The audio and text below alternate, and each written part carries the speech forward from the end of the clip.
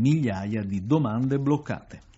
Aumentano le richieste di informazioni sull'istituto dell'amministratore di sostegno. Il dato è stato rilevato dall'azienda sanitaria del Friuli Centrale.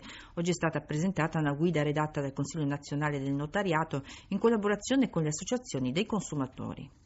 Sono una cinquantina, in un aumento rispetto all'anno scorso, i casi di persone o famiglie che si sono rivolte ai servizi sociali dell'UTI Friuli Centrale per ricorrere all'amministrazione di sostegno. Il dato fornito da Paola Guzmani, assistente sociale e referente dell'UTI sul tema, è emerso durante la presentazione della guida sull'amministrazione di sostegno che è cominciata stamattina a Udine. L'incontro è stato organizzato dal locale Consiglio del Notariato in occasione della presentazione nazionale dell'opuscolo realizzato dal Consiglio nazionale del Notariato in collaborazione con altre 13 associazioni di consumatori. L'amministratore di sostegno in Italia è nato con una legge del 2004. È una persona che si occupa degli interessi di chi è in difficoltà, un disabile o un anziano. È nominato dal giudice tutelare e può essere il coniuge, il convivente, un genitore, un parente, ma anche associazioni, fondazioni, operatori pubblici o privati.